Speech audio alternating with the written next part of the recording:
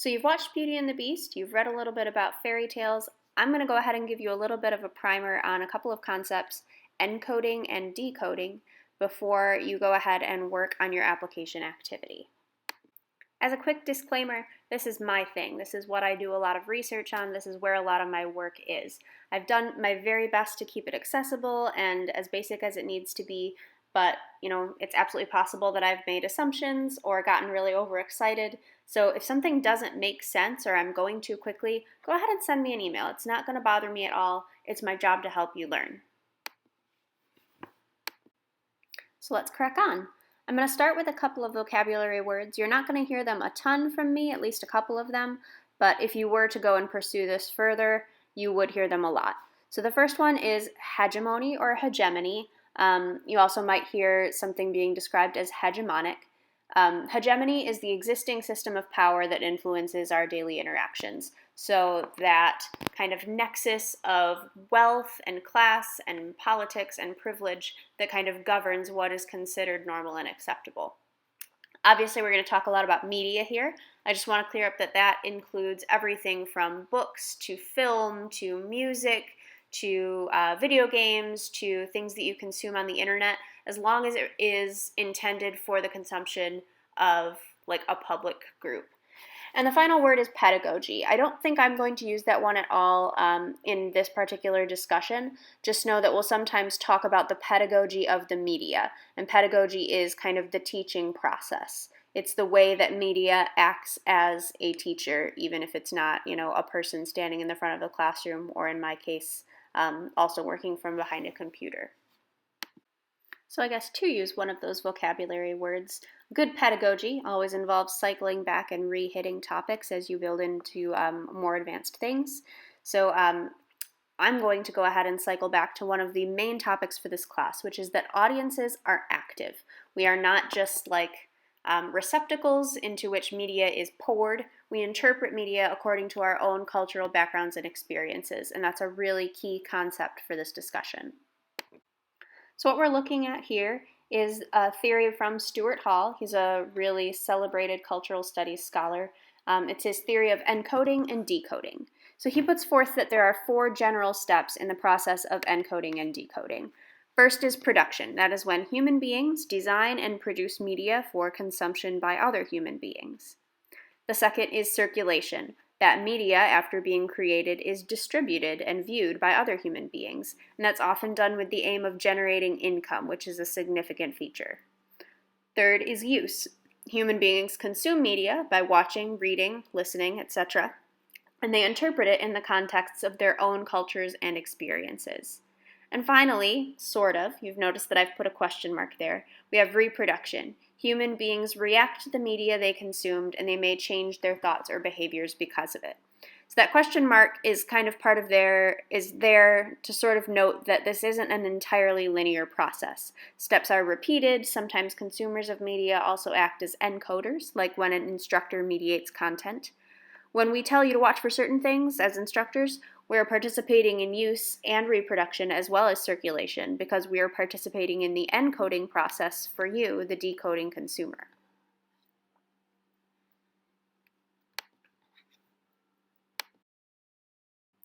So we're going to look at those a little bit more closely.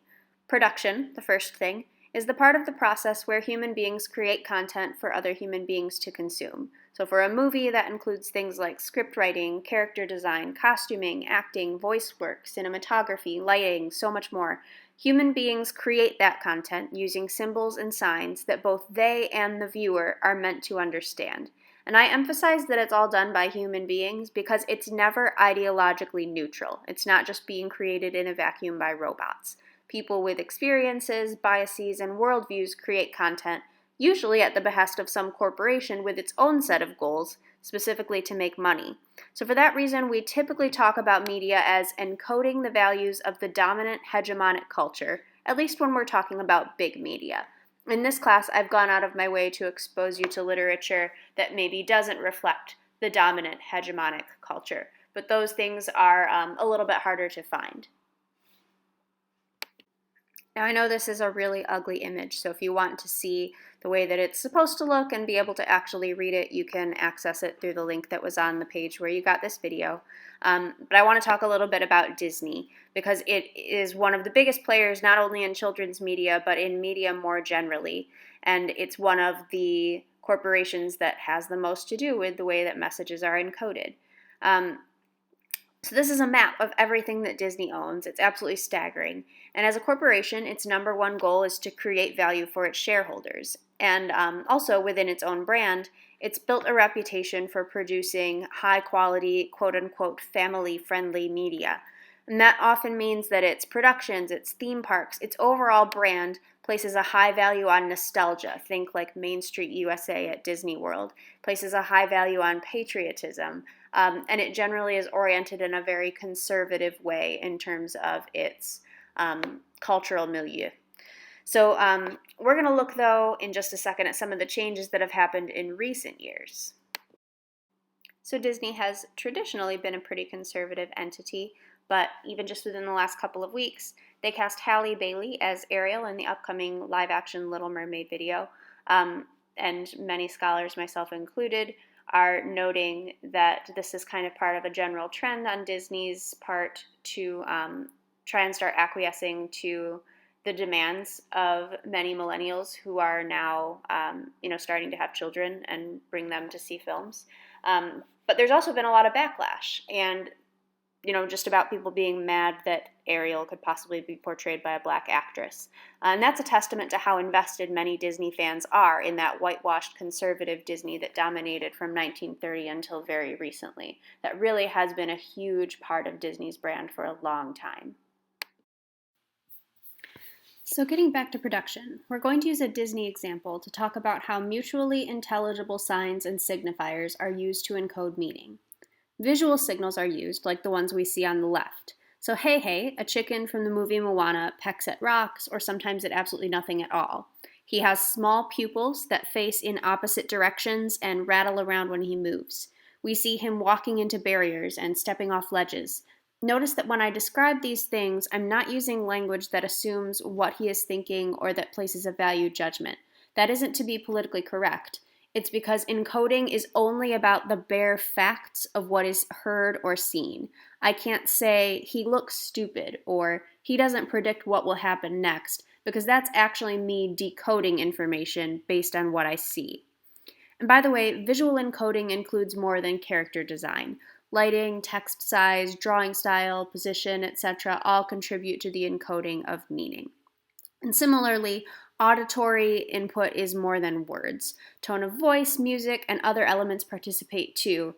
And we're about to watch a clip where we see other people talking about hey hey.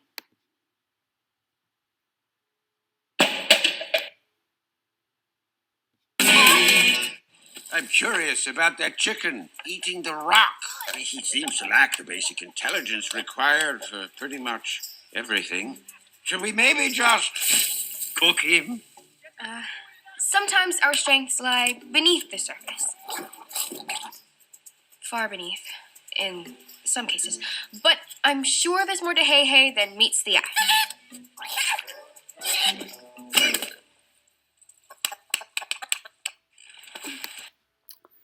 So the elder points out his own perspective about hey hey. That's something that we hear as viewers. And Moana sort of contradicts him. That's something else that we hear. And in a way, I'm about to decode that a little bit. She uses language that tells us she is compassionate, or at least concerned about appearing compassionate.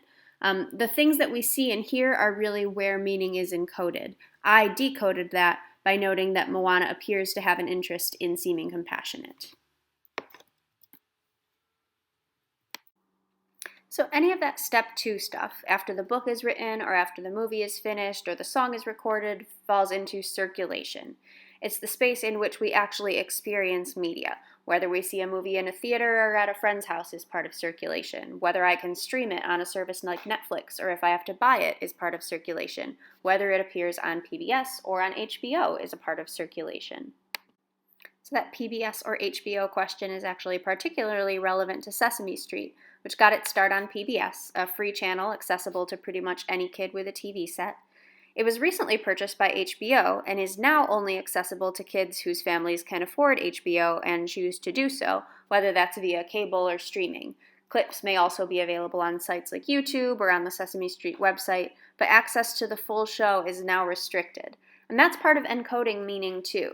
The fact that it was a show that was widely available, taking place in an urban environment, was once something we could decode as an effort to reach kids without class privilege.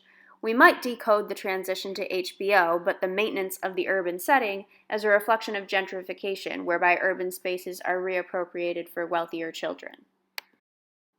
And that gives us a nice little segue into decoding. So according to Stuart Hall, there are 3 different ways we can interpret an encoded message. First, we have dominant readings, the seems legit response. They align directly with the way creators intended for consumers to respond. Negotiated readings, the yeah, but, are filtered through culture and experience, and they differ slightly from the intended message. Finally, there are oppositional readings in which the audience fully rejects the meaning encoded by creators. That's the hot take. So let's look a little bit closer. In a dominant reading, the seems legit reading, the creator and consumer have the same cultural biases, which we generally assume to be the biases of the dominant class and point of view. Whatever meaning was encoded is interpreted by the consumer in precisely the way it was intended. It's often assumed that this is the only way children approach media. When we talked about 2368 curse words at the beginning of the semester, that's what we were pushing back against. Remember, media isn't a direct pipeline to our brains, no matter what we like to believe about innocence or impressionability. So again, hearkening back to the beginning of the course, a dominant reading of the rainbow fish says, "The rainbow fish was right to give his scales away. Sharing is desirable, and it is good to give of yourself in order to earn love, admiration, and happiness." It is directly parallel with the message that seems to have been intended. We also have negotiated readings, the yeah, buts. Here, the consumer understands what has been encoded, but only accepts part of it. They take some exception to the dominant code, or they suggest some alterations. So with the rainbow fish, that might look like this. The rainbow fish may have earned his friends by giving away his scales, and that isn't a bad thing, but he probably shouldn't have to. He could have also earned the little fish's friendship by talking with him instead of just swimming away in the first place. The reader is generally accepting of the message, but has a little bit of an issue with it. They're taking their own cultural beliefs and experiences and applying them in a way that departs slightly from the encoded message of the text. So an oppositional reading, the hot take, is totally opposed to the message encoded by the creator. Even though this consumer understands what the creator was getting at and recognizes that whatever that was is the dominant perspective, they apply their own experiences, orientations, and beliefs to contradict it. So an oppositional reading might be, "The rainbow fish is a sellout. He gave in to the will of the masses and essentially performed self-mutilation in the service of conformity." It's a hot take. It recognizes the point of the story, but it rejects it totally. So there's one more step in how we decode meaning. Reproduction is what happens after an experience with media. When you hear people express concerns that because children were exposed to violent video games, they will become violent, they are talking about the reproduction part of this cycle. It's a huge part of our popular beliefs about children's media, and it's something that we're going to confront directly when we talk about fan fiction and Harry Potter. So, just to review, encoding is the way media creates meaning and the way that it's expressed. It's the things that you see and hear. Decoding is what you interpret as a viewer or listener or reader based on the things that you saw and heard, along with your own cultural beliefs and experiences.